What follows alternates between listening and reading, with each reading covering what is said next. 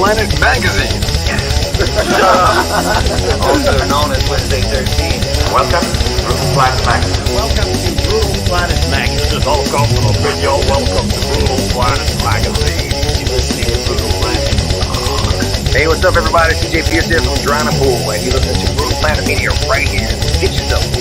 Hey, I'm Steve from Within the Ruins, and this is Brutal Planet.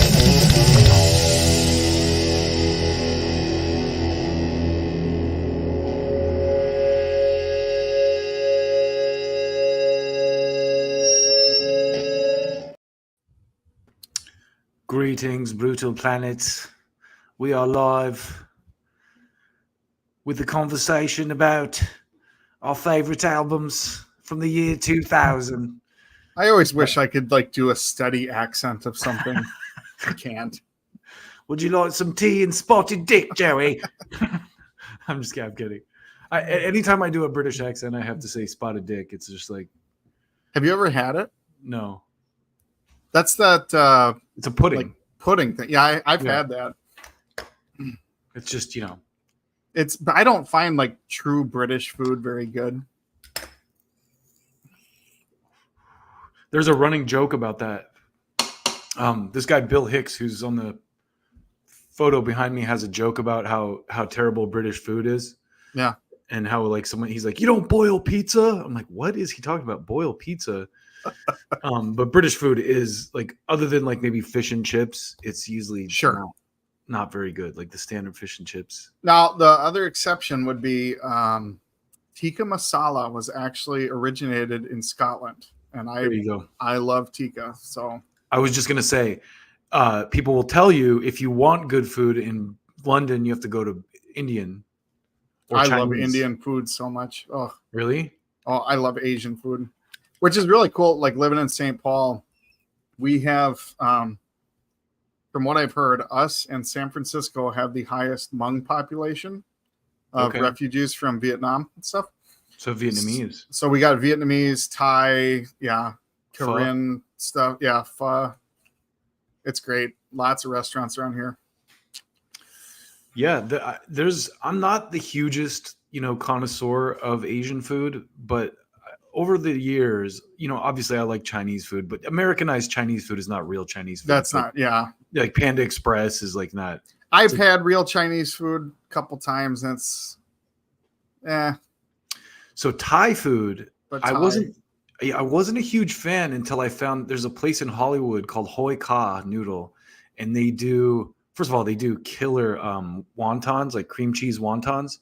But then they have probably not real Thai food. Yeah, probably not. But they do a ruby red curry that I love, and it's so funny because since I'm white, they're like, on a scale of 1 to 10, how hot do you want it? And I'm like 7. And they're like, are you sure? I'm like, yes, I'm sure. Give me one fucking curry. Around here, I just ordered Nepalese food a few days ago, and you have to tell them Asian hot, not white people hot, because there's a difference. Yeah. And if I ask for Asian hot, they'll make it nice and spicy for me. Well, the irony is that one time I always do a 7. I always just do a 7. That's usually what because if you've never had ruby red curry, I'm sure you have, but it's I don't think I've had that. You ever had it? So it's like coconut milk with basil and a cayenne spice. Maybe it's cayenne, some kind of a hot pepper spice. So it's it's got this creamy, really milky kind of texture, but it's also really hot. And you pour it over chicken and rice, basically. Oh, it's what's nice is you get that spice, but then the cream, the dairy cream. Yeah, it helps where you can eat it and enjoy it. Mellows it. Yeah, yeah, and then their Thai tea taste it. Is amazing too. So my mouth is watering, and I just ate dinner. We could talk about food all day, but we're here to talk about the year 2000. Colette should be joining us at some point. She's usually fashionably late, so that's cool. Plus, she's actually got a job and stuff to do, and she's probably commuting. So I don't ever fault her, but hopefully we'll see her. We don't have real jobs. I definitely don't. I always joke as a pastor, I only work 2 hours on Sundays and that's it. So best job to have. I mean, I consciously don't have a job. Really, I mean, if I really hustled my ass off, I could probably go find one. But it's like, do I want to go back to corporate America from a 9 to 5, like wear a nice shirt and stuff, or do I want to sit on a live stream and talk about great music from the year 2000? I think the choice is pretty clear. Might not be able to afford as much, takeout or something as you might like with a 9 to 5 job, but no, there's a trade-off for the moment, but you got freedom that a lot of people don't. So yeah, listen, I'm not complaining at all. I'm very blessed and I'm very thankful that we have the audience we do. It's not massive, but every single person that watches our shit, thank you. We appreciate you.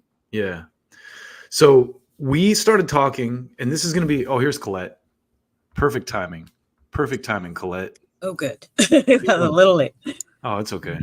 We were just talking about Thai food, well, Asian food in general. But do you like Asian food, Colette?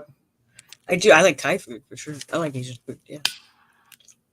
We were talking about like real Chinese food and stuff though, and like I think I would draw the line. Have you ever seen like the people eating octopus that's like actually like sticking to their face and stuff? Yeah. I don't know if I could do that.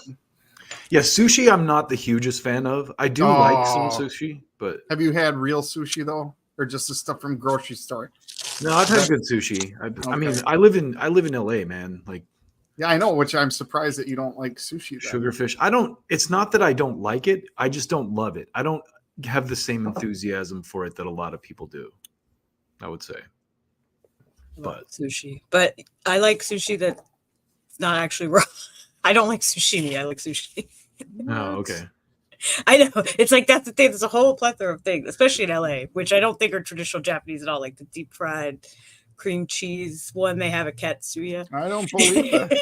The Minnesota guy likes real sushi, and the California people don't. This is crazy. You're way more cosmopolitan than us, Joey. I'm bougie. I like what do they call it? Like California fusion? Yeah, I like these modern pastors and their sushi. I know. No, so go ahead. Oh no, I just want to ask Joey what he teaches because we were talking about it last week, and I didn't get to ask. Well, I'm a pastor of a small church here in St. Paul, and then I do substitute teaching at my kids' school part time. Oh, cool. Yep. Cool. My husband does subbing sometimes. Joey and I was gonna make a joke about that because you said your husband does subbing, and I was like, "What kind of subbing?" Well, that's another discussion. Bar Sinister and all that. Yeah. Have you been there? Oh yeah, I used to be big into the like dungeon and I love Bar the BDSM Sinister. goth scene. Yeah, in general. Yeah. One of my good friends who I used to work at a corporate job with, she was a dominatrix in her spare time, so she like got paid to like step on dudes' balls and stuff. But she took me to Bar Sinister. And for the first time, and it's literally, I'm not like huge into the fetish thing, but I went upstairs to the spanking room and stuff, and I just love their club because they always have a good DJ that plays like dark wave stuff, like Depeche Mode and The Cure, and like just always great music. And then they'll have live bands. October Noir is playing there in November. Oh yeah, I saw that. Yeah. I was telling Tom, I was like, you guys have to like play at Bar Sinister if you play in LA. It's totally your vibe.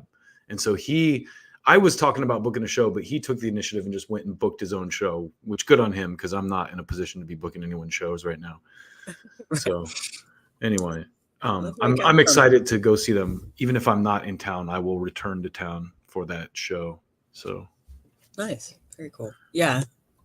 I love how we got from like pastors to fetish clubs. It's called Dustin. Dustin yeah. does that all the time. It's because she made that joke about subbing. Yeah. Oh yeah. How did we get here? I try to keep this show pure and family friendly, and he always ruins it. I always have to drag it into the dirt. I have a reputation for that, by the way. In high school, my nickname was Dirty D. So I mean, I'm gonna call you that now. I like that. Because all the preppy kids, because I was like a Metallica stoner back then with like the shaved sides and the long hair. So they like everyone was like all the like preppy kids called us heshers in Utah, and they're like, oh, they're dirt heads. So they're like, oh, Dirty D, what's up? Of course, a couple years later, they were all smoking weed too. And then they were all dirty heshers as well. But, you know. There you go. That's where actually my good. nickname came from. I'd say that's a kind of a good transition to what we were going to talk about. Yeah, right? yeah. There was a phase there in the late 90s to the early 2000s where suddenly all the preppy people liked the same bands as me. And I was like, what happened? Yeah. I saw that dynamic with Metallica. Like when I was in high school, I went to high school in Utah. So the popular band with all the Mormon kids in high school was U2.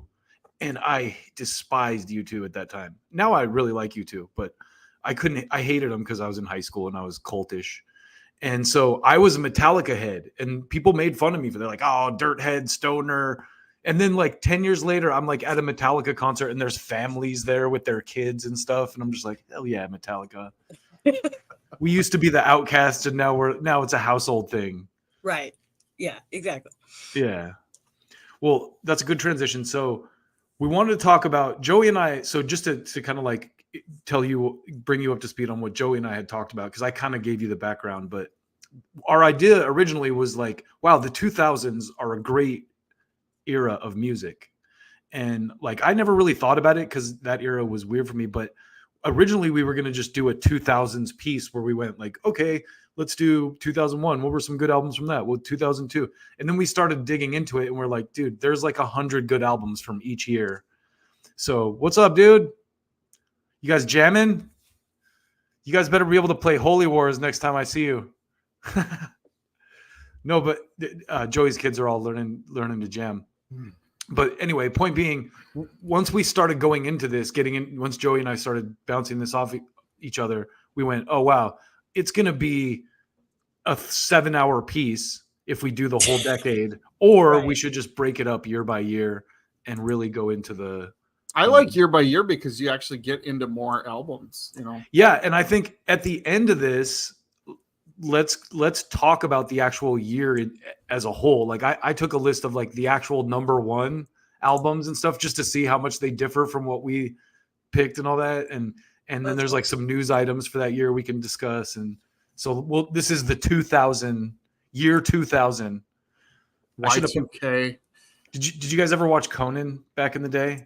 Conan Yes. O'Brien? Yeah. Do you remember that thing he used to do in the year 2000? Probably not. I was like, for some reason, I do not remember that, but I He totally used to I do don't this know. thing I don't remember a where lot. they had this little guy be like, in the year 2000, and they'd like rattle off all these things that were going to happen in the year 2000. But the joke was it was already past the year 2000. Right. And none So- of that happened. Yeah. Anyway, it was Conan. I liked Conan. Also, he had great musical guests. But anyway, let's get on with it. Who wants to go first? Colette. I was gonna say I'm down to just We're go gonna- for it because it sounds let's like you have guys have a lot of stuff, and mine was. I have gonna 10. be a lot as I have much. 10. And mine's not a countdown either. It's just a. I went I didn't do to the 10 as formatting. well. All right. Do you have a PowerPoint? Yeah, I do.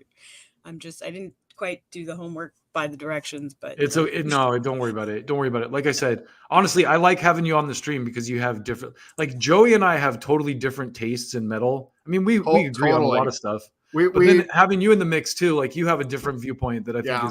it adds to the conversation. So yeah, I've noticed that we all kind Yeah. of pick different things. like even when I'm like cutting up the video, I'm like, oh, it's nice to have Colette like in the mix, like going like, I don't know, or I don't know just about like- Master Puppets. It's Yeah. not, No, that was good No, though. I like the album, but I don't know about all time. Yeah. Yeah. No, if you ever want to get the clips of me that are going to piss people off so we get views, go for it. I'm totally down. Believe me, I was going back through our old comments. We pissed off a lot of people. Like I was answering comments from 3 years ago because I asked the guitar player of Cannibal Corpse how much of if Corpse Grinder writes the lyrics, and like all the people in the lyrics were like, "You dummy! Anyone who knows that the Corpse Grinder doesn't write the lyrics. Like they've written." I was like, "Okay, dude. Like I'm not that big of a fan. I wasn't that. Now I know. You know." Right. I know you can't assume that you're like a super fan of every band that you interviewed. That's what I was trying to say last week. Maybe it was an ignorant question. Forgive me, Cannibal fans. But hey, I had to learn somehow. You know. Yeah, because my friend was watching the stream last week when I was like, well, you know how you have to promote these bands that you don't really like or whatever I said. She was like, Yeah. dude, Like, I like how you tried to clean that up after you said it. I was like, no, like it didn't come out the way I meant it. Like you can't be a huge fan of every single band that you promote. Exactly. Sorry. The other thing is, and Joey and I've talked about this a lot. I find that I like once I talk to an artist, I like their music a lot more, especially if they're super cool. I'm like, oh, I want to dig into their catalog, you know?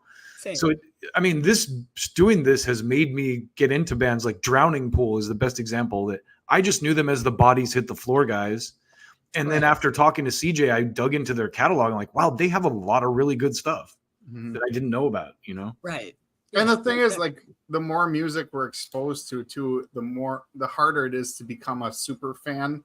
Yeah. New bands. Like, there's just so much out there now. So just the amount of requests we get to listen to stuff and talk to bands, new bands and old bands, it's crazy. Just us having to delineate. Like, I was watching there's a guy, Ghost Cult magazine, who does a good work. He had a piece the other day about like new albums that he was shouting out, and I was like, I've never heard of any of these bands. I was just like, this is amazing, because I'm like, he's touting stuff that we get a lot of like more like radio friendly type stuff too. You know, we have to, I think, dig a little more for the bands but we also get a lot of everything metal. Eric gets all the European bands. Sometimes we get stuff that's not even metal and we dig it. Tim Montana was a great interview, man. And his record is great as like a rock record. I mean, that's another example of someone who. But who was that other guy that was like really different? Like Oliver Steele? Steele, yeah. Yeah. I mean, I like this stuff. It's not something I'm going to jam all the time, but I really like it. He only had a couple songs too. Yeah. It was more folky. Anyway, so today we're going to do our top picks of the year 2000. A lot of albums came out that year. And then after we do that, we're going to talk about, you know, just the year in general and maybe some of our honorable mentions, because so much good music came out that year. So do you have a PowerPoint, Colette? Can you put it on the stage? Yeah, I was just gonna go to share, but then I noticed it said slides, so I was like, oh, should I click? Oh yeah, if you have slides, uploaded that, because then you can change the slides. Okay, cool. Sorry, I'm doing technical things here. No, you're good. And then when you throw it up, I'll throw it on the stage so it can be seen. It's just a Google slide. I kept it pretty simple. Although you can add Google Slides. There you go. Okay, perfect. I put a picture of me in the 2000s. Nice. Nice. You were so young. Oh, hey. I actually had hair back then still, so on the top of my head. So it's probably my early days of working with the Gauntlet, and when I first started interviewing bands, which was technically not in the year 2000, like 2005, but awesome. I'll probably just have that at the beginning of all of them. So you're old school like us too. Yeah, I'm old. I'm trying not to date myself, but okay. It just helps with the list. I graduated high school in the year 2000. Okay, now everyone knows how old I am. I've been trying to be mysterious. Couple years after me, so don't feel bad. I'm younger than you, Colette, so it's all good. Anyway, we got someone between us, Joey, and age-wise. Yeah. Right. We got the next generation cover. Eric is a generation older than me, so it's like it's cool because Eric's perspective on stuff is way different than mine or Joey's. Yeah, so we have it like stacked. Yeah, I shared with Eric like this is what I was listening to in high school, and he's like, when I was in high school, I was listening to Van Halen and Motley Crue or whatever it was, and I'm like, oh, you're old. That's what I was listening to when I was in grade school. Yeah. That's who I hung out with, though. I had a lot of older friends, so I have tastes from all over. And my mom was a musician and like a metalhead, so I have early knowledge. Yeah, like I saw Skid Row as one of my first band, and that makes me sound older, but I was 7. That's awesome. So it's like I've been around. Okay, so I guess this would be my number one. I didn't go backwards, but I have to preface because this actually came out in September of 1999. Okay. But when you said 2000, I immediately thought of The Fragile because it's literally one of my favorite albums ever. That's when you were listening to it, probably. Right. It came out, at the very end of 99. And then the tour for it, which I did go to, was in 2000. And that year, like I kind of think of it as almost like the soundtrack of that year for me for various reasons. But it's not only one of my favorite albums of 2000, but literally of all time. So it's like I have to sneak this in here. So that one is important. I would have probably put it on my list if I had reached back a little bit. But that album, what it reminds me of is I listened to it a lot when I first moved to LA because I moved to LA in the middle of '99, and my buddy Adam had that. We bumped that album so much that year. So yeah, it was actually the year before I moved to Portland, Oregon, regretted it, and came back 5 years later. dang. But it's actually like sort of controversial. Sorry, Portland. Yeah. For Nine Inch Nails fans, there's a lot of people who thought after the Downward Spiral they went into their weird phase, and I submit that they went into their weird phase after the Fragile. You know, they're like more beep boop bop. He started doing the music for movies. Like it wasn't. Like, I love Year Zero. I like that one too, but to me, that's where it started to converge. But a lot of people argue that it was at the Fragile. So I mean, the Fragile is like such a great for a double album too. There's so much great stuff on it. But Trent Reznor said his favorite Nine Inch Nails album is the Fragile, so I win. Awesome. Anyway, we had these friends later when I played in this band. We would hang out with this couple, and the husband had this really killer surround sound system, and he would always play this album on it, like when we were drinking and hanging out and stuff. So yeah, yes. a lot of mileage on this one. The audio files, right? Loved it because the way he mixed it with all that. And my mom too had this insane stereo. I personally killed 2 different sets of speakers on this album. I turned it so loud it was rattling the apartment. You just have to hear it that loud. That's a good one.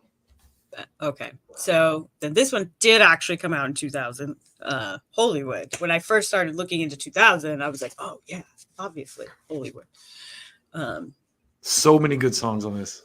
Right. I think the whole album is great. It's the third out of, the triptych theory of like Antichrist, Mechanical Animals, and then Hollywood. It's like the third. So to me, it's kind of like that end of that original era of Manson in a way. Well, original from not Spooky Kids, but when they first got signed. Mm-hmm. Because after this, it was, like Tim Skold came into it, became like more like just Manson and whoever random guys. Yeah. Yeah. So. And then, of course, it was after the whole Columbine. Twiggy was still in the band on this one, right? Yes, it was still basically the original. The original band from the Antichrist era. You meant, yeah, I believe. I could be wrong about the guitar player, if it was still Zim Zum or not, but I want to say it was because I know Tim Skold is on the next one, which is Golden Age of Protest. What are some of the songs on this one? Disposable Teens. Yeah, that's the one. Hits. Yeah. Nobody's on this too, isn't it? Mm-hmm. See, I never liked what Manson stood for personally, but like, there's some really good songs on this. Burning Flag. Yeah, I love that song. Oh, love song, hate song. Yeah, the fight song is the one where. There's another one. What's the one that has the obscene song? Be obscene. That's Golden Age, which was Golden Age. After this. Okay, I like that one a lot too. Oh, In the Shadow of the Valley of Death. That's I think my favorite song on this album. It's like the acoustic one. Yeah, I always like the really depressing song. Yeah. That song "Burning Flag" is hard as hell. There, I lost you for a second. Yeah. So, and I actually went to, I should have dug up a picture of that. He had an art show in Hollywood with the tarot cards that had each band member and the original graphic design and painting since, they didn't do everything on AI back then. And it was cool. It was at this little art gallery. And of course, my friends and I went hoping that Manson would be wandering around. We all got super dressed up and security was just sitting there cool. But I still have pictures from. I remember, this was many years ago. Remember when torrents were a thing? And I remember looking for this album or whatever in torrent, and I had to do it song by song or something. And isn't one of the songs President Dead or something? Yeah. Mm-hmm. And I typed that in, and I'm thinking could I get flagged on the internet for typing those? Yeah, the Secret Service comes to your house excuse me. Yeah, were you just downloading a Marilyn Manson song or making a threat against the president? Right. Thanks, Marilyn Manson. You got me. Well, Yeah. to be fair, there's a like the rap group called Dead Presidents and stuff too. So it's one of those things. Colette, I was gonna say, total sidebar. We should do a piece about the Marilyn Manson like accusations, like on here. Just like go into the weeds on it and like talk about like the accusations and like all the evidence that came out and stuff. I think that would be an interesting like segment to do. Yeah, for sure. I have, like I said, I have the articles from We Are Chaos, the reviews and stuff, and the interviews that came out around that time. I was actually directly involved with some of the stuff. That's cool. Yeah, I there's this girl that I followed on YouTube too who did like a whole breakdown that was so good about like the FBI stuff and how she like rounded up people to like do a class, like some, not a class action, but like a, I don't even know what they call it. Anyway. Yeah. No, it's like a whole thing. And then there's, there's I think always a little kernel of truth to both sides, but sure, it's hard to like not say that. Well, also attention and fame. Right. I'm not saying that he was perfect or that he was the good guy in all of it, but then this girl like pretty much like had all the receipts that homegirl had like basically done this organized like campaign against him. Right. Yeah. And also like I think he's well aware of the fact that like if you were listening to Manson around that time, like High End of Low, if you actually paid any attention to his lyrics, which apparently his girlfriend did not, you would know he was super not okay. Like I wouldn't be alone with that dude at that time, even though I love Marilyn. Like Rose McGowan. Rose McGowan went through it. Like she, like all those people. Rose McGowan's badass. She actually speaks pretty highly of him. They were reported to be. That's what I'm saying. Like, and she's all Me Too about everything, right? So right, yeah. And Dita Von Teese doesn't have bad things to say, and they were married. Exactly. That's what the thing with Johnny Depp, when like Johnny Depp was on trial, his ex-wife and his kids came out and they were like, yeah, he was never abusive with us at all. So like I was like, that's her. And then the other girl had like a domestic violence charge against her from a former girlfriend and stuff. I'm just like, there you go. Like, look at their pasts. Anyway. Yeah, I know. I would say there was a lot about the power dynamic there because it was like, oh, Johnny Depp's way more powerful than Amber Heard. But did you know that Amber Heard had like a Texas oil billionaire father? No, I didn't even know that. So yeah, see, they kind of put that under the rug. Yeah, because I'm like, she's not as helpless as y'all think she is. But right, again, do not condone violence against women. It's just for both Johnny Depp. That's the thing. People like that make it shitty for people who have legitimate claims too, like really legitimate claims. Yeah, no, like my current husband, his ex-wife used to hit him, right? And he can't fight back because he's a man, right? Everyone's going to be looking at him. He's a big guy too. Sure. So he's like, even if I try to defend myself, I'm screwed here. And so it is a real problem. Domestic violence can go the other direction. I mean, obviously he was a larger person, but he's a good man. So he wasn't going to hit her back. And then you're kind of fucked. So yeah, we totally got sidebarred. We were way down a rabbit trail. They're friends. Right, Dirty D taking us down a rabbit trail again. I got to bring you guys down to the dirt, So you probably have ADHD like I do. Because that's how you end up down so many rabbit holes. Okay. I will continue. So yes, Children of Bodom, Follow the Reaper, which there's another controversy about that date too. It technically came out in October of 2000 in Finland, but in America it was 2001. But it was basically the first album where they got more into like the power metal and just like the really heavy, like the way Children of Bodom. I don't know if you're a huge fan. That was kind of the first. To be honest, it's heavy. I would just call it metal. They're one of those bands that I think like I've heard a lot of good stuff about them. Yeah. But I've never listened to much of their stuff, to be honest. Oh yeah, no, I love Children of Bodom. It's for like a room full of, because a lot of my friends I listen to the European stuff, like the black metal and that kind of stuff. Mm-hmm. But if you were in a room full of people who basically were into metal and rock, you could throw on Bodom and like no one would get upset. That's good. Because they're just straight ahead kind of metal. The guy's was like a virtuoso guitar player, obviously, before he passed away. So, Bodom. Okay. I think it was John Davis from Korn who I heard like really talking them up. Someone famous, like really like talking these guys up. I saw them play with Zach Wild. Okay. Black Label Society specifically. Yeah, it was a great freaking show. I'm glad I did because Alexi Leo passed away a few years back. So. But he was like a guitar legend. All right. And then Apocalyptica, another one I don't know. This is on the European side as well. I don't know if you remember they did Metallica with floor cellos. A lot of people remember that. Yeah, but of don't course. remember the name of the band. Yeah. Yeah. And so Cult was the first album they put out where they wrote original songs, which there was no vocals. They brought vocals in the album after this one, but they started to kind of like come into their own, and they're really heavy. Like, it's surprising how heavy you can make cello. I want to hear this. Holy crap. I didn't even know about this. They added like distortion and a little bit of drums, and then I think it's the heaviest one, because after this they brought in a singer and actually did some more like radio friendly-ish stuff. They did a song with Till Lindemann from Rammstein, and like a few, they have guest vocals and stuff. They're fantastic. Like live, because the acoustic instrument of the cello live is a whole different experience than an electric band, as much as, of course, I love metal and things that are plugged in. Hearing the resonance of those cellos and like metal music is pretty crazy. So I love good classical music too. I interviewed these guys too. Shameless plug on my YouTube channel, which could be one of those ones we resurrect someday, because he said the funniest things. There's this one clip where that we should use where he said, I asked him if you like American audiences, because I think it was their first time in America when I interviewed him, like 2007.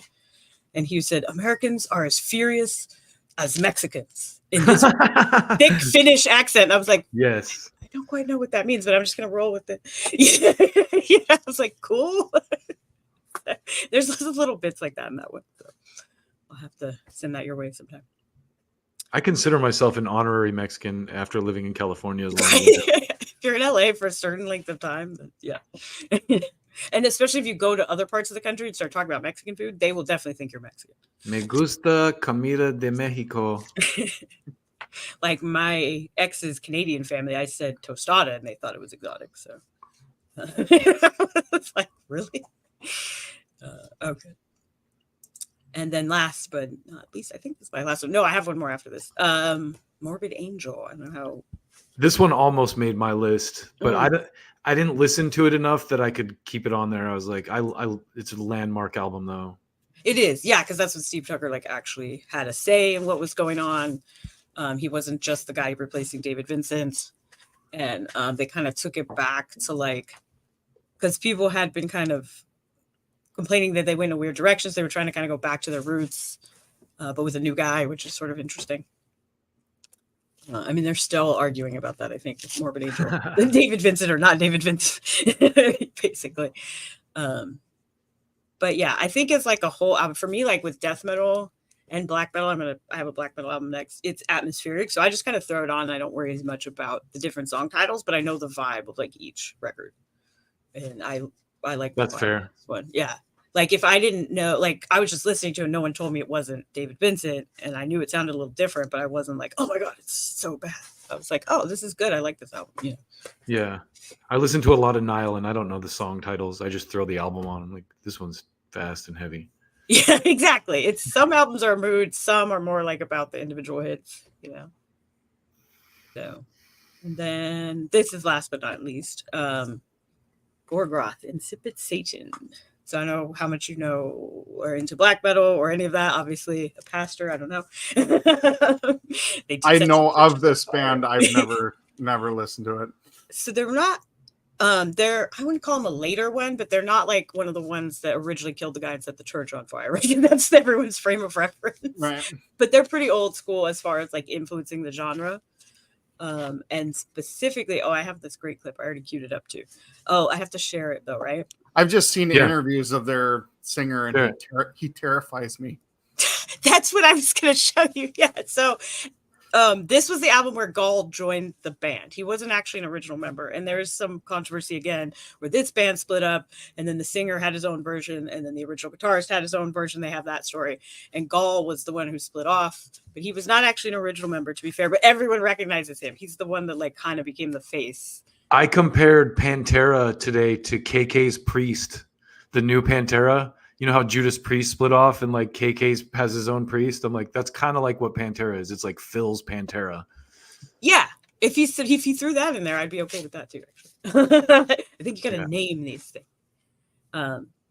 Anyway, yeah. So let's see. Can I present the clip? Yeah. Throw the clip up. I just have to add it to the stage. So just go to share, present, and add it as a clip or wherever you have it. So Great. this, I don't know if you've seen this clip before. It's kind of iconic for this guy Gall. Is it sharing? Hold on, I gotta. I lost you. There. It should be. I might have to remove this one. Why isn't this one? Oh, my PowerPoint is kind of. There we go. Yeah. That's what happened. I accidentally added the PowerPoint back to the stage. So have you ever seen A Headbanger's Journey? Yeah, oh yeah. Yeah. Okay. This is from that, but it became like really iconic for who this guy is. I'd like to start. Wait, what is it? Oh yeah. No, never. By just you telling us what is the primary ideology or primary ideas that fuel I love it. Gorgoroth's music.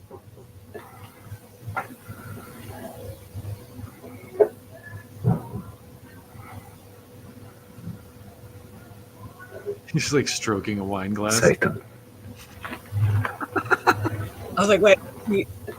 I know he pauses so long. Wait, we gotta hear it again. That's so great. Yeah, I've seen this. I love it. He just sits there for like 3 seconds and like strokes the wine Satan. glass. Sorry, I keep stepping on it. Yeah. I'm like, wait, let him say it. Let him say it. Satan.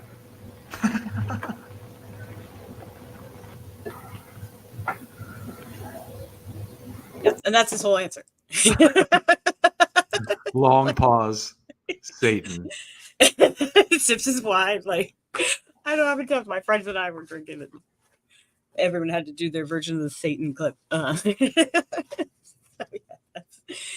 yeah. So if you're not into Satan, this might not be the music for you. But even if you're not, I think musically it's an atmosphere. It's great, sort of epic background. You know, if you ever liked like thrash or punk, it has that heaviness and like Fuck Authority kind of vibe. So, Are they Swedish or German? I think they're Norwegian, aren't they? Norwegian. Okay, makes sense. I'm like, I should have. I don't want to be wrong. There's a lot of like black metal peers. Yeah, they're Norwegian. Black metal peers. They're gonna be like, you didn't know. Because every time I think a band's Norwegian, somebody's like, no, they're Swedish. No, they're Finnish. I'm like, okay, you know what? They're Scandinavian. We knew they were Scandinavian. Yes. We knew that Of much. course. Of Some course sort they're of Norwegian. Viking. You want to go next, Joey? Sure. Toss it up, man. Thanks, Colette. That there's a couple. I definitely want to listen to that Apocalyptica record. Oh, it's so good. Yeah. Yeah, that like especially the like I kind of heard some of their stuff where they had vocals and I didn't like it that much. And so if that one's completely instrumental, I'm definitely going to check that one out. Yeah. It's a little heavier too than the ones with vocals. So yeah. Oh, dang it. What happened? I'm just trying to get this sharing. Oh, just go to slides Yeah, I'm trying. and I'll throw it up on You the- know me, I'm terrible with technology. It's okay, man. You don't have to be good. So I'm not quite into the heavy stuff like Colette obviously is, but I've been a Blindside fan since they came out, or since 97 or whenever I first heard of them. And this was their second full length, released January 25th. Is this a full length? Yeah. Yep. So this one was really cool. It was a little heavier than their first one. And they had one song on here that was like all in Swedish and stuff. It's pretty good. And I did not order these as a countdown from 10 to my favorite. I ordered them in release date. I thought that was the fairest way to go. That's totally fine. This one, not metal, but I love this album. It's kind of got that bluesy rock to it, and I just dig it. And when I was like looking back on albums released in 2000, I'm like, you know what? I listened to this album a lot, and I just think it's worth putting up here. Just So- not to go backwards, but the Blindside thing, I realized how influential they are when I saw that Seosin cover of them. Oh yeah, because I'm like, wow. I mean, with Screamo, I think a lot of different bands were kind of the on the forefront of it, but Blindside was definitely one of them. yeah. And I would say like I was really into like the Tooth and Nail, Solid State Yeah. bands. So they were pretty big in that realm. Mhm. And then when their album Silence came out, I mean, then they went mainstream, and everyone knew about them then. But like the first two albums they're pretty raw, not very great production wise, but they're awesome albums. Yeah. I have the self-titled one where he's holding the records. Okay. But it's funny, you got me thinking too, because a lot of those all of these bands pretty much I got into through my brother who's Christian. So he would send me like Norma Jean, Under Oath, Blindside, like all these bands I heard of through my brother. Yeah. Not Zayo, actually. Zayo I heard through a forum. Oh, really? Yeah. Through a Music Geek. I used to post on this Music Geek forum and it was so great. Because back then streaming wasn't a thing, so we had FTPs and they had like everyone could just upload an album to the FTP and post a streamer in the thread, and they would have this tag that was RIYL, recommended if you like. So they would be like, hey, check this band out, RIYL, Metallica or whatever, and you'd be like, oh, this is killer. I found so much good music through that. So anyway, sorry to back to AC/DC. Blindside's great. If you haven't heard this, you got to check it out. They're OGs. Yeah, like I said, I'm not even that big of an AC/DC fan per se, but like I just really like this album. So yeah, can't mess with AC/DC. They're like, what are some of the songs on it? Meltdown, Stiff Upper Lip. Okay. I don't know what. I honestly don't even know what would have been a radio hit. Yeah. I just like my cousin gave me this album, when it came out, and I just listened to it quite a bit. So how old were you in 2000, Joey? I am 16, 17. Okay. So I was 19 basically. I was like 18, so we're about the same. Yeah, so we're all relatively close. Joey's the puppy. I'm the puppy, but I got the most gray hair. By like 2 years. Only because I trimmed mine. I color mine. Yeah. No one you will don't have ever to go see. Grow a beard, so I will be 90 and no one will see a gray hair on my head. It ain't happening. That's the way to be. That's the way to be. All right. March 7, 2000. I had a feeling this one would be on your list. Yeah, this, if I had to pick a favorite from 2000, this might be it. I really liked Disturbed when they first came out. Haven't been like a super fan over the years, but this album is always one that I would say is probably, one of my favorites in the decade. So one of the things I remember when that came out is they were touring with Incubus. And I just remember that's wild. Yeah, I just remember reading about it and going like, wow, that's a weird combo, because Incubus was like trying to get away from like the new metal, like rock, that kind of world. They kind of went a little more like pop radio style. Well, what Incubus album came out around this time? Make Yourself. Okay, yeah. Yeah, I suppose that's when that switch started to happen. Mm-hmm. So I'm waiting for the Pantera. Oh yeah. I'm like so bad behind.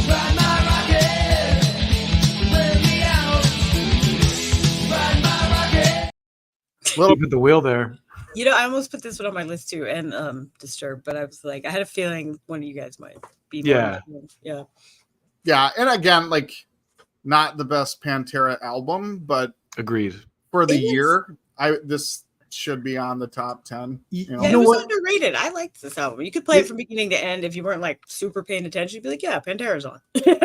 You're right. There are some really good songs on it too. Like I really love the song Yesterday Don't Mean Shit. Like just like that. Some of those songs like and like Goddamn Electric and my favorite song is Death Rattle. With some of the deeper cuts, but you're right. It's not one of my favorite Pantera albums, but like Colette said, it's a solid record. Well, I hate the cover too. I'm like, what the fuck is that? That's the stupidest cover I've ever seen in my life. They don't have a bad album, but I would just say this isn't the best. So yeah, even this stuff's pretty good. They should have had that cat jumping through the fire on here. That would have been way cooler than this. The flaming sword coming. Like, who even is that guy? Yeah, right. It's not Phil. It's a good part. You know, I never really paid attention to the cover of this. I think I read something about that once. It was like one of their buddies or something, and they had to like pixelate the whiskey because you could read the name on it or something.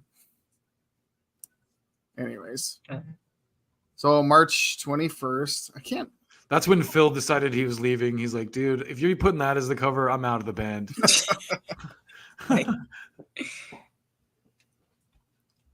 Here's another like solid state tooth and nail band, Project A6. Again, I'm not a huge fan of this band overall, but in 2000, I rocked this album all the time. And when I was putting together this list, I'm like, I got to go back and listen to that whole thing from front to back again.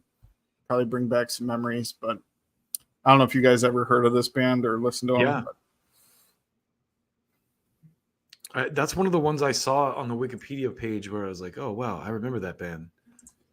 Yeah. Yeah, they never got real big or nothing, but like in 2000, you know, they were like touring with POD and Blindside and stuff like that. And so props to Project 86. Dustin, I'm sure you got this one too, but yeah, White Pony had to make the list. It's not on my 10 list, and I'll explain why, but it's definitely the album I played a lot over the years. Yeah. So this is, I think I had heard some Deftones before this, but you know, when I was like 16, growing up in a very conservative home, I think this was the first like Deftones CD that I got my hands on. So I really like this one a lot. It's one of the best. It's like a top 50 all-time great album, I think. Mm-hmm. For sure. For sure. Yeah, that was a good one too. Yeah. I figured you'd have this one too. I've been a Soulfly fan since they got on the scene too, I guess. But I really liked all the guest vocals on this one. I like the primitive sound on this one. Just great record. There's a lot of guests on that too. Yeah. Yeah, I remember liking this one. I think maybe their second one, and then I kind of wandered off on Soulfly after that. But I definitely remember liking this album. The first one I like the best. Yeah, first one. I think first and second are probably my favorites. But same. The drummer, I think it's Roy Mayorga, was the I think that's the guy who was he's a killer drummer, the original drummer for Soulfly. And then I was gonna say, every time I think of this album, that song with Corey, "Jump the Fuck Up," you know, I have this weird habit where when I wake up in the morning, a song always pops into my head, and that one a lot. Like it's always in my head when I wake up because it's like, "Are you gonna lay the fuck back down or jump the fuck up?" That's what gets Dustin productive. That's why I get out of bed in the morning. Corey, thank you, Corey Taylor. So this was the second one. I thought it was the first one. I was just Googling that. Oh yeah, this is the second one. Yeah, a lot of guest spots. But I like this one, a lot too. All right. Oh yeah, I saw that one and I was like, again, I am not a big Linkin Park fan at all, but in 2000, when this first came out, I'd say it was revolutionary. Mm-hmm. It kind of changed the scene a little bit. So yeah, definitely. I felt like I had to put this one on. In 2000, I was playing it quite a bit. I haven't listened to it for over a decade probably, but still a great album. Yeah, it was kind of everywhere for that. Yeah, time. the one guy from Linkin Park is from this area, Gora. I knew people who knew them before they got big. Yeah. So do you know the band Hoobastank? Mm-hmm. Oh yeah, I had their demo before they were signed. So I went to a daddy-daughter dance a few years ago at my daughter's. This was a while ago when my daughter was in elementary school. She's about to turn 17. But the lead singer of Hoobastank, Doug, was at that with his daughter. I was like, wow. It was funny because my daughter, I go, I think that guy is the lead singer of this band, Hoobastank. And she at the time didn't know who Hoobastank was, but she went home and got on Instagram and found him. And she's like, yeah, that's him. She pulled his Instagram out and she's like, yeah, that's definitely him. Hoobastank, that was another one that got really popular really fast. And then I don't know if it was me, but I never heard about him after that one album. No, they kind of like came and went pretty, but they like that first album of theirs. It was interesting because they took Incubus Science, like the sound that Incubus had on Science, and like distilled it more and made it more poppy. And I really like that album, the very first Hoobastank one. They have a song called "Crawling in the Dark" that was a big hit. Was that the one? The Reason, was it on The that Reason is album? the second one. Oh, that's Yeah, the second that's one. the Okay, big hit. That's like the prom song of the century, right. right? Like, and the reason is That probably was our prom song when I was in high school. yeah. You know, I heard it at a supermarket a couple years ago, so you know they're getting paid. Anyway, sorry, Colette. oh, I was just saying, you know what's messed up about that song is if you listen to the lyrics, I think it's actually about a breakup. It is actually Yeah, not is a it? happy song. Yeah, it's like I have a reason to start over new, and the reason is you. Like I'm gonna leave. That's funny. That's so funny. But I had a debate with somebody about that, and they were like, "No, I swear to you, it's not as happy as you think it is." There's so many songs like It that. could go either way. Yeah. Yeah, that's actually really interesting. Anyway, sorry, we got off on another rabbit trail. No, I forgot all about Hoobastank, but now that you mention it, I think one of the first or second time that I saw Blindside live, they were opening up for Hoobastank. My brother's band. My brother had a band for a while around this time, and they opened for Hoobastank and 311 in Utah. And I got to hang out backstage. Like I happened to be in town, and my brother's like, "You should come hang out." And I got to like hang out and eat catered food with 311 and Hoobastank. Very cool guys. The Hoobastank dude was like skateboarding the whole time, like backstage. The guitar player. So when you saw him at the dance, you should have gone up to him and been like, "Hey, Well, we're old buds." There's no way he would have remembered. And I didn't actually see Doug that much at the 311 concert backstage, but there's no way he would have remembered me. It was just a weird coincidence that I ended up in his hometown, years later. I would imagine everyone remembers Dirty D. Well, you've probably given me way more credit than I deserve, Joey, but I'll take it. All right. Another one, Godsmack. This is another one I rocked quite a bit at the time. There's some overall, I would say this is not one of my favorite Godsmack albums, but there's some really good songs on it. But for the year 2000, I was playing this one a lot. Is this their second album? Mm-hmm. Yeah. Yeah. I have an interesting story about Godsmack. When in the late 90s, I worked in this like tech office, like it was for compact computers. And I found a way to stream web radio on my computer, my desk computer. And I would stream, it was crazy. It was called like broadcast.com. This was like early internet, right? And I would always listen to this Boston radio station called WAAF. And they would, at the time, Godsmack was a local band.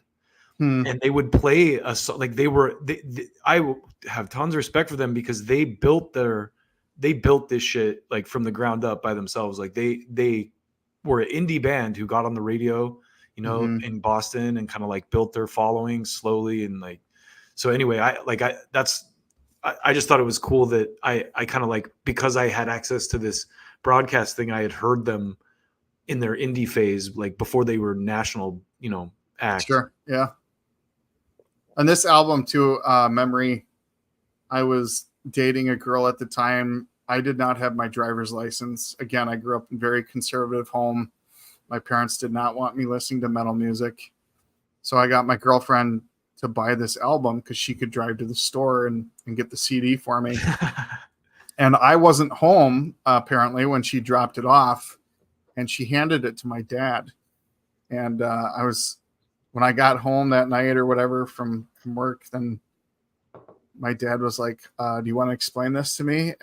And I told him, and he's like, just don't let your mom find out. I'm like, okay. Good dad. Yeah. And then my last one, I've been a big Living Sacrifice fan for as long as I've gotten into music. So this one came out in November 2000. This one was great because they added a percussionist. So there's a drummer and a percussionist here. So lots of good rhythm and good album. So I don't know if you know them, either one of you guys, but I do. There was a guy who went to my mom's church who like knew I was into metal, who played guitar, and he gave me a tape with a bunch of like, Christian bands on it. And Living Sacrifice is one of the ones that stuck out. That I was like, these guys are fucking cool. They're solid, and yeah, they had like a 30-year documentary or something come out a few years ago, and I mean they've been influential on a lot of bands, not just Christian and stuff either. Like they're well, this era specifically, I've said it before, like a lot of my favorite heavier bands from this era are Christian bands, like Norma Jean and Under Oath. That was weird because the Christian bands kind of almost led some of the scene for a hot minute. Yeah. Yeah, I didn't know Norma Jean was Christian like until recent-ishly. I interviewed them actually when they were like. I was watching an old footage of them right after they changed from Ludacris. I think it was 2002 or something, and it might have not have been right after. But that sounds about right. It was so badass, but you could tell like they were talking. It was almost like he was forecasting the end of their band because he was talking about how he was getting married and then the other guy was about to get married, and then he's like, and these two guys are engaged, and then they just like start kicking ass, and I'm just like, whoa, like that was interesting, but you know. I love that band, especially their early stuff. I love their newer stuff too, though, even though it's not the original band. Anyway, we should get to my stuff so we can wrap this up. So I had so many albums when I like wrote down all the stuff. I had like 40 albums because I went into like some non-metal stuff too, which we'll get into a little bit after this if we have time. You know, but what I tried to do was I went, okay, what of this batch of 40 albums, what are the ones that I've actually listened to the most from this era on? And so I kind of went through it with that thought process in mind and ranked them in that order, sort of. So anyway, this one, Mudvayne LD50, this was like post Slipknot. You know, they had the makeup, but they kind of had like the Tool vibe. And the whole thing that's cool about it is it's LD50 stands for lethal dosage, and 50 milligrams or something. But it's the whole thing is about like, you know, evolution and like science and like using drugs as a means to like find progress kind of. And so there's a lot of cool, interesting subject matter in it. And at that time I was in a band called Jagged Thought Process, and myself and the bass player would hang out on their forum, their chat forum on their website. And so we had like a huge group of friends that we made online through this Mudvayne forum. And my buddy flew this girl out from like South Carolina that he met on there, and she didn't look anything like her photos, and it was a whole thing. So anyway, a lot of, and we had this a lot of fun memories attached to that album. This is another one. These guys are like, their first two records are so good and they're so underrated. I think they were kind of like the techno metal, like dance metal before Static X came to the stage and kind of took that mantle. And like this record, it has like 5 or 6 songs that are just like absolute like hit songs, like Brainworms.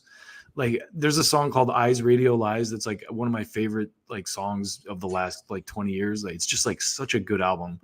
And I don't know if you know this, Joey, but they were like Korn's first like signing. The band Korn started a label called Elementary. Yeah, I mean, I don't know this band well. I know they did that really big cover of Blue Monday. Yeah, that was like. Is that the album before or after? Yeah, that's the first one. This is their follow-up to that.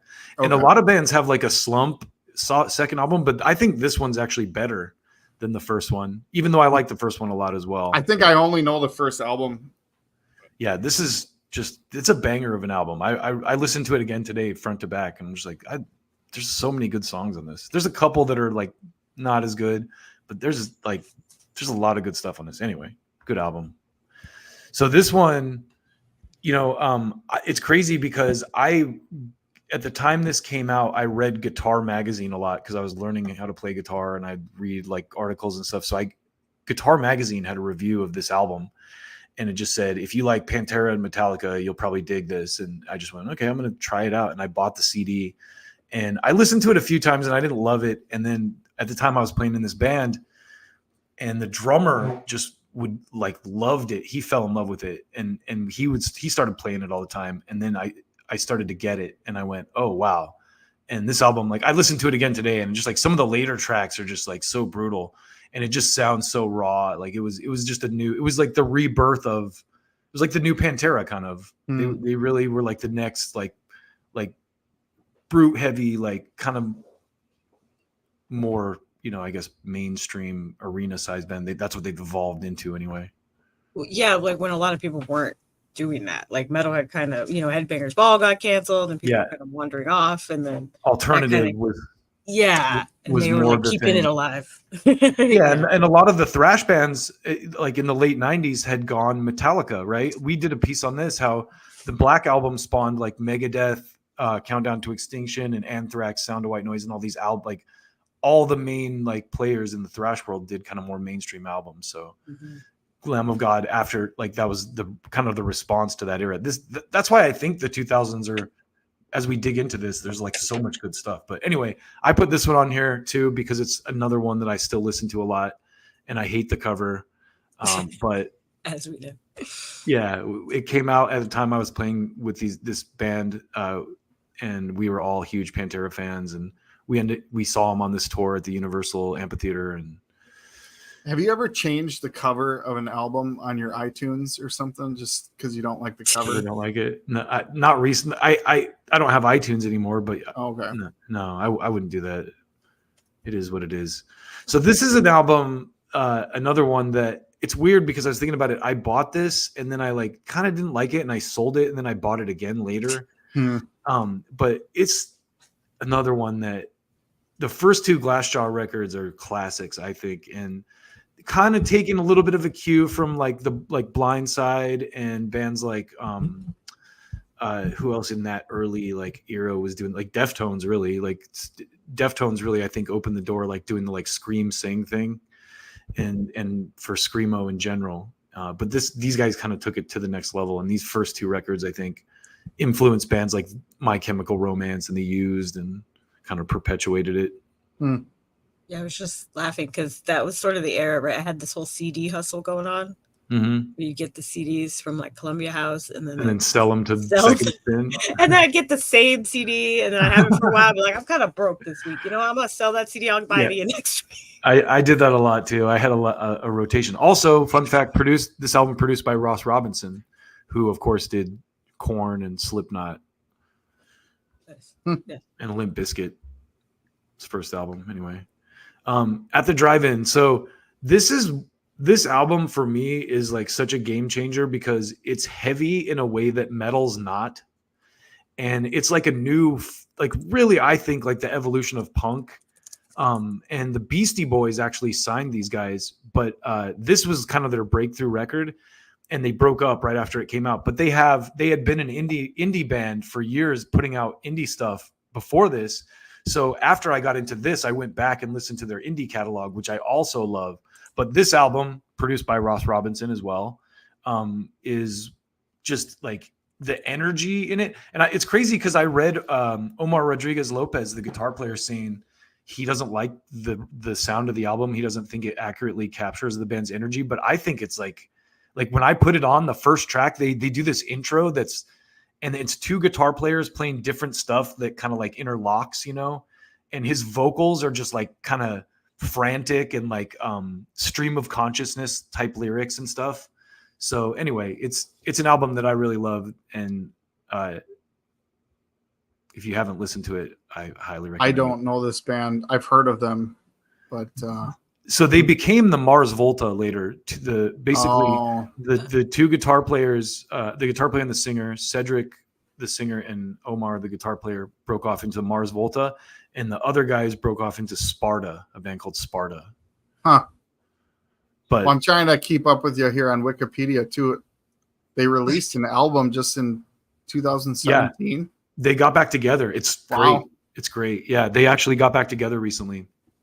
Mars Volta has some great stuff too, but this album, just at that time, I think it kind of took the heavy and the alternative vibes and fused them in a way that I thought was really fresh and different from a lot of bands. So, so this year was a great year for this band. They released this album, which is arguably one of my favorite Suicidal records. It's indie. They released it themselves, indie. And there's a song in here, Joey, that you've got to hear called Pop Song. And it's like they literally made like a pop song where they're making fun of just pop bands in general. Oh, and it's like funny. 4 chords. It's like dung, dung, dung, dung, dung, dung, dung, dung, dung, dung, dung. It's like a Green Day riff. And then the lyrics, he says something like, I feel like I'm all pins and needles. How many bands can rip off the Beatles? So it's, and then there's just like the title track, Free Your Soul and Save My Mind. It's like, it's a fusion of like punk and funk. That's just, it's almost like the Infectious Grooves style really started to bleed into Suicidal. I was going to say that. Yeah. A lot on this one. That's when it started. Before that, they were pretty much standard thrash, and they kind of veered into the punk realm from here. But this album is like bridging that gap, and it's really good from front to back. And this is kind of a continuation of that too, and it came out just before that one. But this album, again, it's like, it's just fun. It's like, it's not like dark metal. Like the thing I think is cool about this album is I think they embrace the funk side of things more. And it's just got a lot of really good songs. Like there's a song called, Good Times Are Out to Get You is it's like Good Times Are Out to Get You. It's just like fun party music with a little bit of a heavy vibe to it. So I feel like Mike Muir like got some antidepressants, started smoking weed. Something. Yeah. Because he was so angry. And then because even the Infectious Groove stuff before this was dark, like the Groove Family Psycho era stuff. He's like Cousin Randy about his cousin who like was molested and like slaughtered chickens for a living and had all these their subject matter is always dark, but this is like, the song Borracho is kind of like making fun of people who get too drunk and make fools of themselves. But there's just a lot of really, it's just more funny, upbeat stuff. So it's a good album. Was Trujillo on that one? Yeah. Oh, he's been in the band since almost the beginning of Suicidal, but always in Infectious Grooves. They actually made Infectious Grooves for him specifically. Oh, okay. Yeah. So this is the album actually that got me into Maiden. Up until this point, till 2000, I did not like Maiden really. I wasn't a Maiden fan. And when this one came out, the opening track, Wicker Man, is just so epic and amazing. And as soon as I heard it, I was like, what's wrong with me? How did I not recognize the glory of Iron Maiden? And there's a bunch of just really great songs on here. Blood Brothers, Out of the Silent Planet. And it's just one of those records that's been heavy in my rotation since it came out. So I think Wicker Man's the only one I know here. Out of the Silent Planet, great song. Blood Brothers. It's got that Maiden, like almost like Maiden's almost like an operatic, he's got the operatic voice and it's like telling a story. And it's got that, the same vibe I love about a song like Hallowed Be Thy Name. It's like very theatrical and like, I feel like I was embarrassed to talk about Maiden in front of like Eric and stuff, but I've never gotten it with Maiden. I know that they're legendary and they're arguably one of the best ever, but I just never got it. So it took me a long time, man. I didn't either. Throughout the 90s, I didn't like Bruce's voice, I think was the main thing. I always thought the guitars were cool, but I didn't like that style of vocals because it's very like traditional metal, classical, like, that like operatic vocal style. I just didn't like it. And then this album changed my mind. They also have 3 guitar players on this album. So it's like it's heavier than some of their earlier stuff. Oh, if you check this one out, maybe this will be my gateway to Maiden too. Yeah, the other thing is Maiden typically bases their albums on literary works, and Brave New World by Aldous Huxley is a book that I had read too. It's like a dystopian future, like 1984 type thing, and so it's it's kind of loosely based on that, I think. But Colette, are you a Maiden fan? I am, but not like one of those crazy fans. I know some people get super duper into it. Like you don't have like an Eddie tattoo or something. I remember my mom's drummer in her band had this huge Iron Maiden. It was like the whole wall Iron Maiden poster, or like he painted it on a sheet. But the thing is, I love Maiden, but their concerts are like $1 billion. So I've never got to see, I always figured it'd be a cool experience because it'd be theatrical and then you could really get the vibe of all the music. Like I'd almost like it better live, but it's always so expensive. Yeah. And I'm like, okay, I like them, but not enough to spend $500. I was lucky enough to catch them on this tour, and the opening acts were Queensryche and Halford. And it was that's a good one. Yeah, it was. And honestly, Maiden, that another reason I think this whole album cycle changed my mind. They had more energy at that time. I think they were like in their 50s, you know, and they were like jumping off their amps and stuff, just so fired up live. And I was just like, holy crap, these guys are incredible. And they're like older than everyone else I've already seen. Speaking of Halford, I don't want to ruin your number one if you have it there, but Rob Resurrection came out that year. Yes. Yeah. That's why he was on tour with them. You know, that was the album he was touring, which is a good album. So this was my number one because this album is just a perfect album from front to back, and I have so many memories attached to it. And I was kind of skeptical of Maynard going outside of Tool and doing some shit like this, but wow, this record just, I like when I put it on, I just see it like takes me back to this time, you know, because I listened to it so much, and I still listen to it a lot. Like probably my favorite song is called Orestes. Number 7, I think, is on it, but it's all good. And just like, I don't know, there's like, it's such a pretty album too. It's like, there's so much like melody but it's also got really heavy points on it, you know, like a lot of heavy guitar and stuff. And anyway, of this era, when I really broke it down, I'm like, for this year, definitely probably my pick. So nice. I saw that on there, but I liked that album, but I wouldn't say I was a fan enough to like speak to it. So glad you got it on just there. of all these albums that came out this year, I'm like, what's been the most in rotation for me since then? And that's probably of all the even white. And so I had like, these are some of the other albums I had listed that like White Pony, Cave In, Kamara, This Present Darkness, Kitty Spit came out that year. I was debating on that because it technically said 99. I almost put Spit, and then I was like, okay, I'm already squeezing 9 Inch Nails in there. Yeah, I think I did a little research, and I thought that was 99, but was it? I mean, it is kind of that era. Like I was listening to that in 2000. Right. Yeah. So I was wrong about that one. I'm glad I didn't include that one. In Flames, Clayman, Nile, Black Seed of Vengeance. Did either of you ever listen to Nothing Face, the band Nothing Face? Yeah. Nothing Face Violence was an album that that band was like always kind of mediocre to me. But they had some good jams, and one of my close friends listened to them a lot. So that album, Nothing Face Violence, was pretty heavy in my rotation. I had Marilyn Manson, Hollywood on here. Rage Against the Machine, Renegades. Oh, yeah. Morbid Angel, Gateways to Annihilation. Madball, Hold It Down for hardcore. Snapcase, actually, Designs for Automation is a record that I listen to a lot, hardcore record.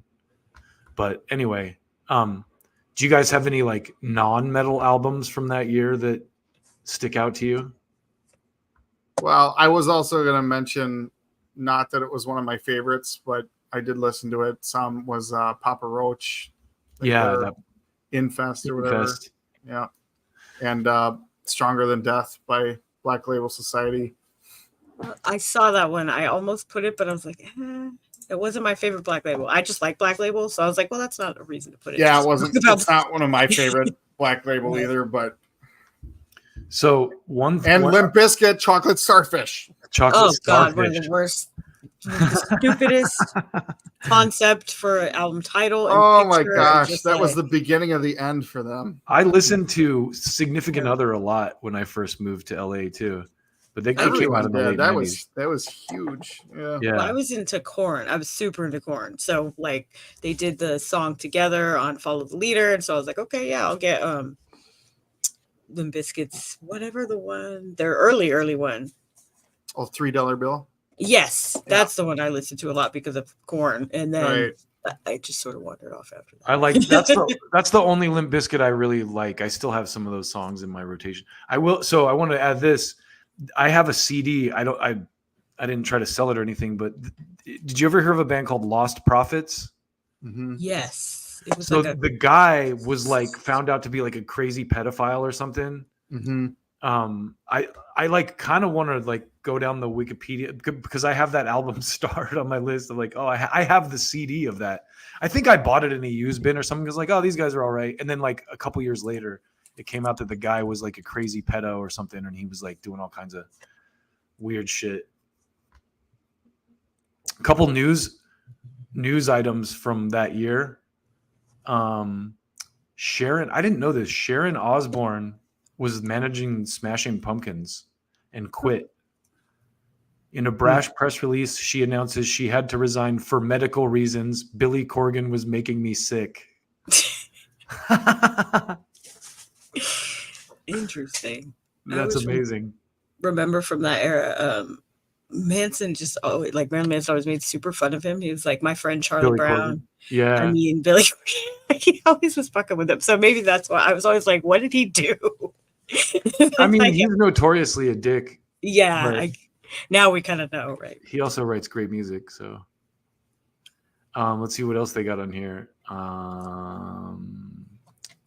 Interesting. Diana Ross. Prince changed his name back from a symbol this year.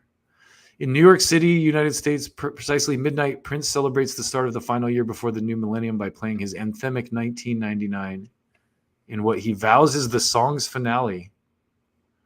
I think he played it again after that. Yeah. Wait, Ted Nugent. April 1st, Ted Nugent angers Hispanic groups in Texas after on-stage remarks he makes during a concert in which he says those who did not speak English should get out of America. He is banned from the venue as a result. Who knew? Oh, Teddy. Ted Nugent. He was racist. I know. I actually used to like some Ted Nugent songs, but I just can't now. Yeah, dude, Stranglehold, that guitar in that is amazing. I know. That was like one of my favorite Ted Nugent songs. And then I got older and I was like, did you listen to the fucking lyrics? They're terrible. It's about domestic violence. Totally. Like, what's the song? Cat Scratch Fever? Yeah. All that stuff. So May 16th, Prince announces that he has changed his name back to Prince now that his publishing contract with Warner Chappell has expired. He had been known as an unpronounceable symbol since 1993. Oh, I didn't. So I didn't realize that until I watched this documentary about Prince. The reason he changed his name to a symbol is for contractual reasons, so he could release music outside of his contract with them, which is genius. Just another layer of genius in the Prince. And so here's another thing, another album. I want to show you the top 10 most best-selling albums of that year. Because one of the albums that I didn't have it on my list of metal albums, of course, but one of the albums I listened to a lot this year was the Eminem Marshall Mathers record. Oh, that's a good ass album. Yeah, it's really good. Metal or not, that's a good album. Yeah, from beginning to end. Check this out. Here's these are. I thought it was funny because I'm like, here's the albums that were ranked number one. I was gonna say In Sync. It wasn't one that I liked, but I knew that was one that I couldn't get away from. I was just surprised that like there was Human Clay by Creed is in here. Oh yeah. And then the only thing in here that's not like R&B or it's all R&B and pop. There's the Beatles, Santana, and Creed right here. I had that Santana album. That was a good ass album. He had like different singers. And that's one with Smooth, right? With Rob Thomas. Yeah, the whole album is good though. That song became a meme later. I love that. Smooth by with Rob Thomas from Matchbox 20. Right. There was these internet memes were like, what would you do if you went to a girl's house and she was playing, and then it'd be like grayed out and it would say Smooth, but featuring Rob Thomas of Matchbox 20. I think I vaguely remember that. Yeah. We got some commenters, but they're not saying anything coherent. BDM okay. I was looking at the Billboard Top 100 of 2000 here. Mm-hmm. I mean, I don't know if you want to include Santana as rock or whatever here, but is that the rock one? So this is this is top 100 of the year songs and singles? Creed, Three Doors Down, and one song by Kid Rock might be arguably the only rock artist or whatever. Everclear's on here too. Well, it's funny. send me a link to that, or put it, share your screen, and I'll put it up. It's funny. The funny thing to me, the reason I thought this would be an interesting thing to do is because I remember this era being shitty for music, but it was really only shitty for radio music, like popular music, like, and even some of the albums on here, like, look at that, look at this. It's like NSYNC, Eminem, Britney Spears, Creed, Santana, and the Beatles. That's like and then the rest is like Nelly, Country Grammar, Backstreet Boys, Dr. Dre, and Destiny's Child. Chronic 2001. Dude, look at NSYNC though, 9.9 million. That's insane. Even 2 million more than that Eminem record, which was a huge seller. I mean, I know. That record, I mean, everyone was listening to that, whether they listened to pop, hip hop, or even rock fans. You know, I mean, I think that album was a game changer because it made it like kind of okay for white people to listen to rap. Like before that, I always felt guilty. Like I'm not from the hood. Like it's, you know, it's like, okay, now Eminem's doing it, and it's like black people are cool with him, so you know, it's good. I guess I lived in a shitty enough neighborhood where I never cared. Well, I had friends growing up who listened to like Eazy-E and like Too Short and stuff like that. But they were like wannabe gang members and stuff, so I always kind of like, you know, thought less of them. I don't know. I always hung out with like the stoners, and we always had this like list of what I kind of developed in my head of agreed upon artists, right? Where the stoners aren't always all into one genre of music, right? So, Bone Thugs and Harmony, Eminem, Cypress Hill, Sublime. I already listened to Cypress Hill and I already listened to Wu-Tang and DOS Effects and like all kinds of shit when Eminem came out. I'm just saying that, like, in general, he made it cool for white people to listen, because I listened to rap, but I listened to like stuff that wasn't like gangster rap for the most part, right? Like outside of maybe Wu-Tang, but even Cypress Hill is kind of gangster rap, I guess. Kind of, yeah. And that's stoner music, though. You know, I've even said Cypress Hill is that first Cypress Hill record is what got me into like funk music because of the breaks and stuff that DJ Muggs would pull. Yeah. But anyway, I kind of had to walk that back a bit because I was like, I already listened to rap, but I feel like, you know, the Eminem thing made it cool for the mainstream people to go like, okay, now I can listen to rap now. Right. Except I have to say the Marshall Mathers LP, the song Kim is really problematic. Yeah, I know, like going back to that now, people are like, yeah, because my nephew's listening to it, and I'm like, I have nothing.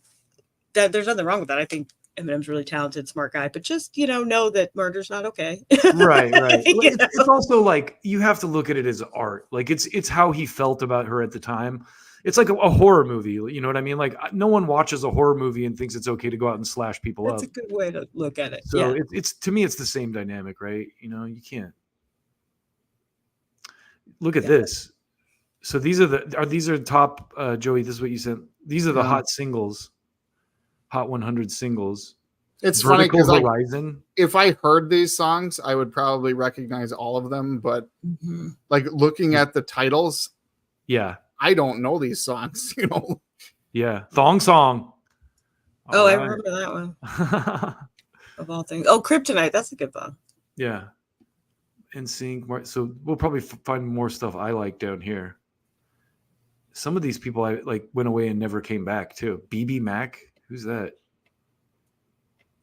Yeah, Blink 182. Enrique Iglesias. I mean, Bailamos. That's epic. Come on. Be With You. Christina Aguilera. Blink 182. I mean, that was kind of everywhere. Yeah. Smash Mouth. I didn't know that they had any more hits. Oh my God, they were like everywhere for Smash Mouth. Yeah, they had Rockstar, and then what was that song? Walking on the Sun. That's the only one I think I know. But All Star, Walking on the Sun. What's the other one? Yeah, they had a few.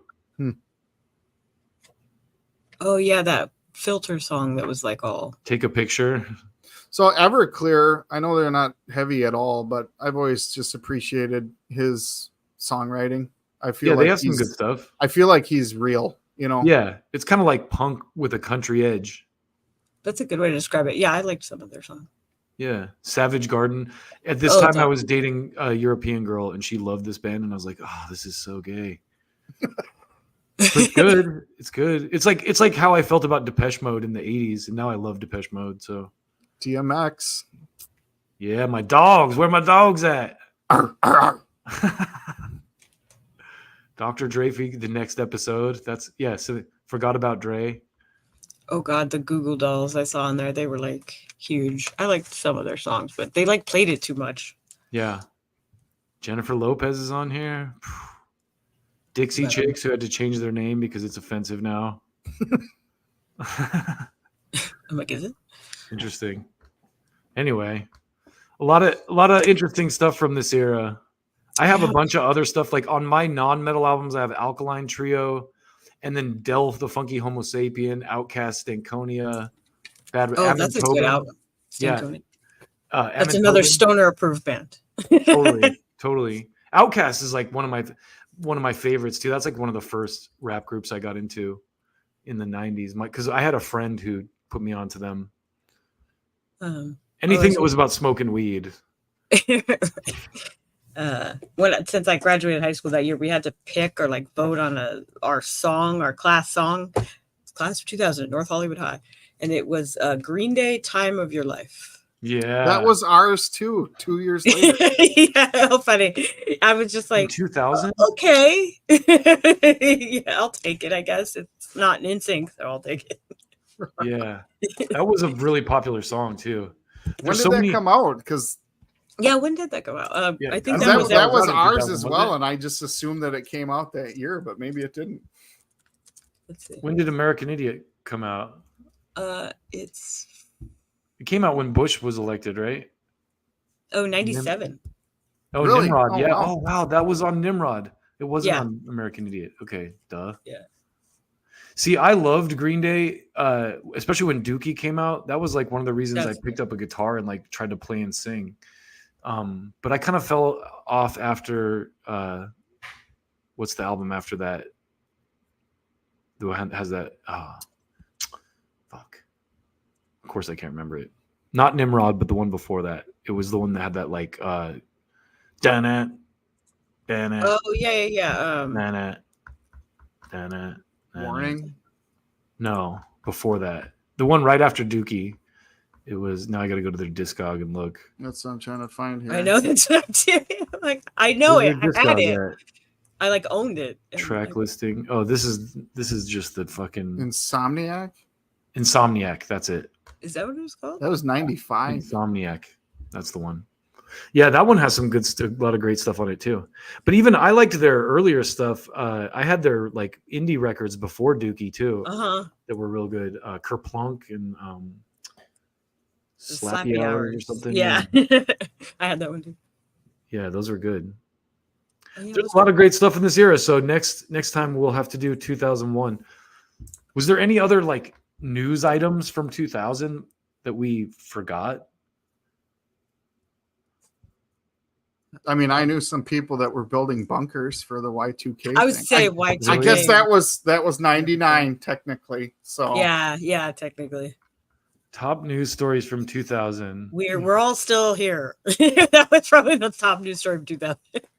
January 1st. We're all still there here. was the Bush Gore election. I'm looking at this news page. The Bush Gore election was like a contested election that he should have won, and it came down to Florida with the hanging chads and all that stuff. Oh God, I remember that. Yeah, that was like the first cycle where I kind of like was paying attention to what was going on in politics at all. Elian Gonzalez. Oh, I remember that. Kathy Lee quit live with Regis that year. America Online bought Time Warner that year. And the biggest merger in the country's history, America Online agrees to buy Time Warner, the nation's largest traditional media company. That's when the internet takeover really started. 2000, Y2K. Yeah, I was going to say that's when the death of the music industry was well on its way with the purchase of all the basically Clear Channel bought all the radio stations, so nobody could get any indie music onto radio anymore. It was just like the same 10 songs across the country. Rick Beato. Rick Beato. Have you ever seen Rick Beato? Mm-hmm. He had a really he had a really good piece, Colette, about how program directors are who controlled what you heard. Oh yeah, I totally stole all that from him. I just had to Google it. I know the guy's face. Yeah, I was like watching one of his videos where I kind of knew about that because I took music industry classes too, but that kind of reminded me about like it. For some reason, on the one I was watching, he never mentioned the internet, but definitely the Clear Channel buying everything and the internet. Between the two, we now make a fraction of a cent on Spotify, and basically musicians get paid nothing. So what you just said was the start of it too, like that consolidation to Clear Channel. Because I remember after 9/11, Clear Channel like banned songs. We'll have to get into that on our 2001 or 2002 the Bodies song, and yeah, they like sent out a list of songs that you were not allowed to play after 9/11. It was like, what world are we living in? Anyway, we've been on for an hour and a half. We should probably wind it down. Gladiator was released. Gladiator. Movie. That's a classic. Saw that in the theater. So did I. I was just a young boy who had just freshly moved to Los Angeles from Utah, and I was working at an adult online company called adultcheck.com. I remember Dirty D bringing it back down to the gutter. My sister did phone sales of porn tapes around that era. Saying all that embarrassing shit on the phone. I think she lasted like a week. Oh yeah, I was on the forefront of online porn. Like we had Adult Check made at that time it was just a script, like a JavaScript, and we ran payment processing. So we did all the payment processing, and these guys who made adult sites, they would sign up with us and they get our script, and it was like an adult verification. You had to put your card in, and then we charged people, and we ran a call center, and it was crazy. There was like some of the dude who ran the company's people were like double running cards and stuff and siphoning money into their bank accounts. And anyway, it's an epic story, but it ended with us getting sued by the guy who ran Perfect 10 magazine. Because people at that time were basically taking just Playboy and scanning it and putting it up on the internet and charging people to see it. And they're like, yo, you can't do that. That's not your photography, dude. And a lot of the legal stuff we were embroiled in at the time resulted in the DMCA, the Digital Millennial Copyright Act, which made it illegal to do that.